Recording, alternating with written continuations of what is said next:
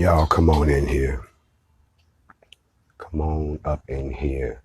I bid you a very beautiful and a peaceful, a loving shalom. I bid you all shalom. I welcome you. I'm glad that you're here. I'm glad that you found the time to take some time out of your schedule to come sit with a brother just for his morning mental. I'd like to welcome you all. If you've never been to the morning mental, buckle your mental seatbelt. You're in for a ride this morning.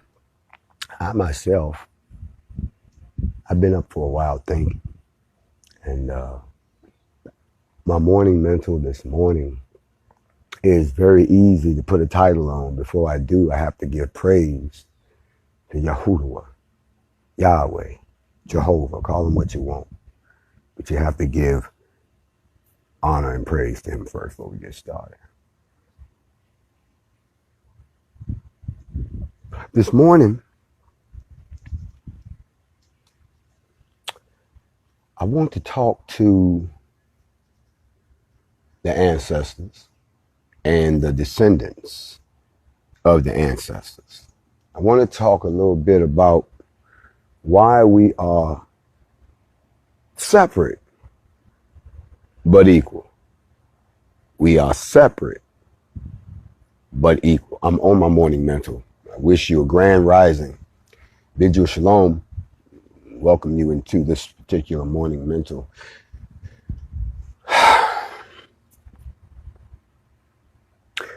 You know, it says in this book here, and this is The Destruction of the Black Civilization by Chancellor Williams, which I think should be required reading for all people of melanated descent. Quite an eye-opener. Changes the whole game. But there's one particular piece, if y'all don't mind, that I'd like to pull out and lay on the desk of thought this morning for the melanated folk. Because I'm looking at us, and I'm looking at what looks more like oil and vinegar rather than dark chocolate. I'm looking at what looks more like night and day rather than velvet night. I feel like that. I feel like we're trying to put something together that doesn't go together. You ever thought about that? That sometimes what we're looking for, this elusive idea of unity, is something that, well, maybe the truth of the matter is we're not supposed to put it together. And what I mean by that, I know people say they don't flip out. I'm just putting it on the desk right now. I'm not going to unpack it yet, because I got a few more pieces to put up here with it. Yeah.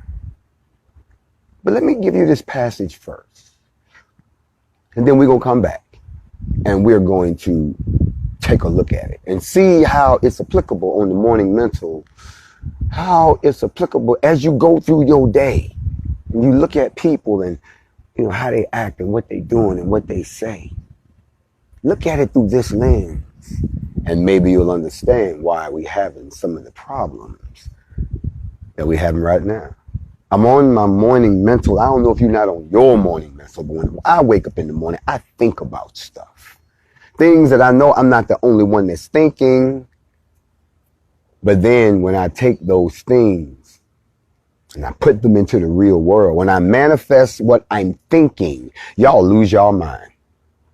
No matter what I've manifested and put out, because y'all has told me, as soon as I lay it out in front of my people, y'all lose y'all goddamn mind. It's like that song, True Colors. Y'all all show y'all true colors as soon as somebody show y'all a piece of the truth. You wonder why they have hidden mysteries. The reason that there are hidden mysteries is because if they told you everything, why is the ghetto bird out here flying around me this morning? There ain't never been a goddamn airplane. Hold on a second. I know goddamn well they ain't got the ghetto bird out this bitch, y'all. Hold up.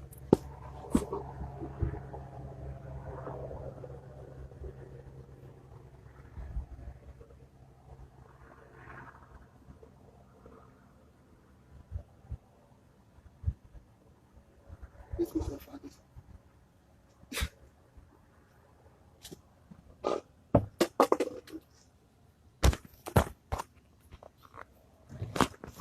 Now, I done introduce y'all to the ghetto ducks. I don't introduce y'all to the ghetto fly. This morning, apparently, we have a new guest on the show. It's called the ghetto bird. A helicopter that I've never seen before. That's just flying around in the middle of nowhere over a goddamn lake like I'm stupid. Somebody go get the grenade launcher. Y'all gonna find out we're not fucking around. Anyway, getting back to the story, what I wanted y'all to understand is that every time I lay something out in front of you, you lose your mind. You show your true colors. And the crazy part about it, it's all to help you. You see, some people cannot believe that some things are too good to be true because in their life, they've never seen it. They don't know how to just walk in faith. They have to question it all the time. They got to poke it and pull it apart until they break it. Or the Creator realizes that you're just not ready for it yet. And so it take it away from you. Maybe we'll try this again some other time. Because you scream you ready, you say you're ready, you act like you're ready, you talk like you're ready. But when it's time for you to get ready, you ain't ready. For years I walked around, my motto was, whenever y'all ready. I'm on my morning mental, please. This mic right is killing me. But I want to read this passage to you real quick, and then we're going to get into this. So here's the passage. He says, the precise nature. Now listen to this, listen to this, listen to this, listen to this, listen to this before I say it. They were trying to figure out what type of civilization did we have before we got invaded, before our civilization was ever touched by anybody. What was it like? What was this is through 50, 60 years of research that they did. What was the common denominator that made this civilization of black people so great? I'm teaching this morning. And the interesting thing that we found out was the precise nature of Africa's own independently developed civilization was a continent-wide study of the traditional customary laws of the blacks. For example, enabled us to learn for the first time that a single constitutional system prevailed throughout all of black Africa. Let me say that again. Let me say that again. Listen to what I said. A single constitutional system prevail throughout all of black Africa. Just as though the whole race, regardless of the countless study of African social and economic systems, we lived under a single government. The whole black continent, 56 countries today, was one civilization, one government. Can you imagine? Goes on to say, a continent-wide study was done to find this out, people. A similar continent-wide study of African social and economic systems through the millenniums revealed that the same overall pattern of unity and sameness of all fundamental institutions. They were all on code. Irregardless of their differences, irregardless of how they lived. Like I said, irregardless of how they spent their money, how they traded, fundamentally, they was all on code. We are separate, yet we are equal. Can I teach a little bit this morning on the morning mental? They saying this is how we used to be. Yet today, it's like it's the last thing we want to be. What is wrong with this picture, people? Let me get a little deeper on you. I ain't done yet. It goes on to say, there were historical and fundamental bases for real brotherhood, and unity of the black race could not have escaped the notice of all those Europeans who have been investigating and writing about Africa all those years. But they were shrewd. Massive black unity would be massive black power, which of course would reduce white power and its domination of the earth. So white Africanist writers always concentrate on the ethnic differences among Africans, the tribal antagonism, the hopelessness, language barriers, the cultural riots. They even make a separate ethnic group. Don't y'all see what they've done to you? They could not understand your unity. So what they did was they started pointing out all y'all differences, which was the one thing y'all had overcome, which made y'all unified. You could be yourself. You could live any way you wanted to, people. The difference was y'all all fundamentally abided by the same constitution everywhere. There were no 55 different laws in every different state. What is a state? A state is a condition of being, meaning it's a temporary condition. Water, when it's in a solid state, is ice. Water, when it's in a liquid state, is water as you drinking. Water in a gaseous state is steam. The state is nothing more but the condition that has been set by a group of people that you agree to live under. But these people lived under one constitution, fundamentally living their own ways, but at the same time agreeing, this is how we gonna live, this is where we going, this is what's important to us. Y'all not hearing me this morning. We sitting around fighting each other and tearing each other down over our differences or our disagreements. We're acting anything but like true Africans. So we need to stop calling ourselves that. We need to call ourselves something else. Call ourselves the PTSD ADOS plus immigrants. Don't call yourself that which you don't act like no more. It's an insult to these people. Goes on further to say, they even make a separate ethnic group of their own mulatto offsprings from black women by classifying them as white in some areas and colored in others. They have taken the kids of interracial couples and telling the kids, you white over here, but you colored over here. The kid all messed up.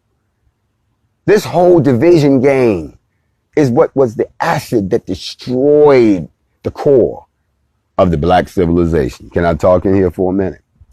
And so when I look at this, I have to go back and I have to examine why are we in the state that we're in. We like to blame it on slavery. And I talk a lot about how a lot of our conditioning comes from slavery. But the continued perpetuation of the idea that you're black, that they're white, that he's purple. People like to say, well, they're all human. Well, that's true if you don't dig into the DNA and find out what they really are, but that's just for the sake of argument. And they say to you, well, we all came from the same place. Did we? That's another discussion for another time. But then they all say, well, why can't we all just get along? Well, here's the problem. We can't get along with you until we can get along with us. And we can't get along with us because you put an idea in our head that the differences between us were so bad that we will fight and kill over them. You conditioned us to this point, and now you can't understand why the machine has taken on a life of its own. You can't understand why black people are always upset about the racist things you do when you're the ones who separated everybody. You started racism, only you can end it. Let's say we had the year of Kumbaya, where white folks are just walking around giving away land, giving away money, just letting you have access to everything they got, giving you credit breaks, giving you loans, just saying, man, don't worry about it. We own the house, not shooting you, not killing you, just politely marching you away and giving you a goddamn sandwich the next time you decide to shoot up a school. But no. We don't live in that world. We live in this world, the one you created. And now you live in the aftermath of what you created, like a Frankenstein monster running around. Our problem is the Frankenstein monster got issues. The Frankenstein monster, the arm is fighting the head is mad at the leg. When it used to be a well-oiled machine. I had to ask myself, why does this happen? And I teach a little bit more.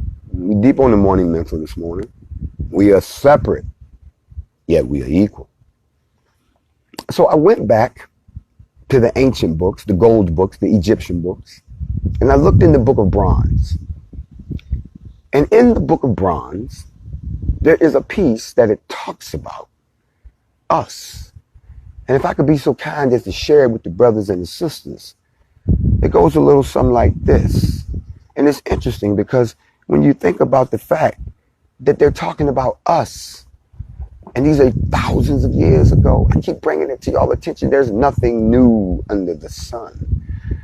Please don't DM me while I'm in my morning mental. That's inconsiderate to the other children who are trying to learn. If you're not tuned into the morning mental, why are you in my DM? Oh, you must be one of those spectators out there who's looking at some irrelevant post where they're trying to tear down the messenger because they cannot understand the message. And the message is it's time for us to unify by any means necessary. Stop asking us why we haven't shot nobody or killed a cop or anything like that. You should be glad that we haven't. That means we meaning to exist so far peacefully. They don't do that to the white militia. They don't ask them when they're going to shoot a motherfucker. They don't run around asking the white militia, when you're going to shoot a black person? We're waiting for you to shoot a black person. No. Black person hasn't been shot yet. Oh, y'all had a shooting accident. Oh, y'all shouldn't be around no more. Oh, that's the shit y'all doing. That's why they're trying to be in my DM instead of knowing that right now what they should be doing is what you're doing. Sitting down, getting your morning mental dose of your mind instead of digging around in mess. But it fits right into what we're talking about right now, because he goes on to say, and then it happened that one man became arrogant in the strength of his manhood and pride of place. His thoughts inclined toward himself rather than towards the welfare of the people. He scorned the old ways, declaring the code and tradition an unnecessary burden laid on the backs of men. He said, why should we carry the burden of things which have come down to us from our fathers? How do we know they walked with wisdom? How can we say that what was good for them is good for us? Because of his unruly speech and his wayward ways, the council banished him for a time and he remained apart. His heart would have been humbled in wisdom. But among the children of God, there is always a woman, one of the most desirable, and who is fair, who interceded for him so he might return to dwell amongst them. It is being in their code that they always regain their place. 2 lessons right there. Lesson number 1, I'm going to jump on the obvious. How many of y'all noticed that when I was walking with the NFAC, you saw sisters standing to my left and standing to my right, strapped up shouting? Yet how many of you also noticed that there were brothers around the sisters to protect the sisters should we be attacked? In this particular lesson, they just showed you that when man gets full of himself, when man refuses to abide by the wisdom of the elders, when man decides, oh, we don't need to do that no more, when the morals of a people decline, the people soon follow suit. That's what happened around here. Morals and precepts have declined, and now y'all just going right along with the goddamn program. And you're doing things that we don't do no more. You're bringing back things that we had abolished. You're reverting back to your former self as a people. And then when someone touches that painful spot, you cry, oh, I can't believe he did that. Or, as I've heard many times before, when someone actually challenges the fabric of your entire race, you've pushed back. You're pushing back because it's painful to face the truth. We know that. Stop hoping and praying for the salvation to fail that you begged for, that you asked for. Then when you got it, you don't want it. What kind of backwards ass monkey shit is that? But it was the woman that had to step up and intercede for you. It was the woman that had to come and say, Jay, don't just talk about it, do it. It was the woman that said, if you get it together, I'll help you get the people. It was the woman. Yes, brothers, it was sisters that stepped up and said, we sick of seeing our kids getting killed. Do something about it. We sick of y'all sitting around talking about they were blah, blah, blah, the man this, the man that, blah, blah, blah. When y'all gonna step up? So we stepped up. And as soon as we stepped up, guess who attacked us? Other black men. Brothers, if you don't seem to understand, I don't know why you got a bunch of women around it, because every black leader that you ever had, every person who stood the post that you ever had, everyone who spoke the truth to power, you killed them. You might have had some help. Somebody might have put the money in your pocket. We are separate, but equal. Separate, but equal. And that is the challenge that we face. Before we can go any further, before we can address another issue, we have to begin, as I've been saying, and y'all just for some reason don't want to hear me. Y'all gonna have to stop hating. And y'all gonna have to address the hate. You see, y'all don't seem to understand that the enemy this is not what they want. I just showed you that that's how they destroyed us before. They broke up our unity. We were unified in spite of ourselves. Y'all done heard me talk about a United States of Africa. Well, how ironic is it that I just showed you that in the ancient culture that we no longer know nothing about, that's exactly what we had. You damn right they hate me. You damn right I terrify them because I am the walking truth of exactly what we need at this time. And they don't want y'all to hear that. That's the honest truth. They can lie all they want. And your dumb ass can sit there if you want to and buy into. Go ahead and sip the Kool-Aid. On my morning mental. Y'all done got full of yourself. You think more of yourself than you are. It is written, a man who thinks more of himself deceives himself.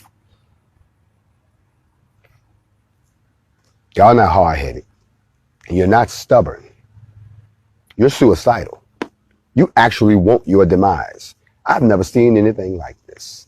You know, they said that when you take a certain job, most of us always ask, let me see the job description. I'm reminded of one of the other brothers, Jonah. Y'all remember Jonah? He told Jonah to go and tell the truth to a bunch of people, not the people he wanted to rock with. He wanted to go tell it to his people so he could look good, you know, get all the shine, sell DVDs and all of that, and then act like he's an expert on something but never do nothing. He wanted to be that dude, but that's not what y'all told him to do. He said, I want you to go talk to the filthy, nasty people. You know, the ones over there that ain't got it together. I want you to go talk to the ones that's separate but equal.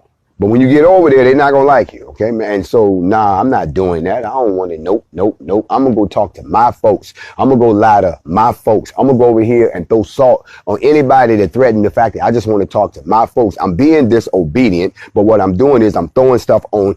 I don't want nobody to know that I'm supposed to be over there talking to the nasty folks, but I want to act like I'm supposed to be talking to the people that can pay for my DVDs and my T-shirts or that's sending cash apps to my little a YouTube page. Those are the people. I want to be those people.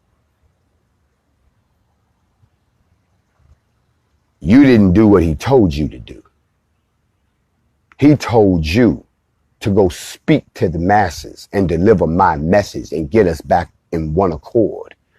And you have done everything but that. Yet you can sit there and laugh and put on that fake smile and think that I told y'all there's a spirit of karma floating around this planet right now. That's why everything done in the dark is coming to the light. That's why I taught y'all this.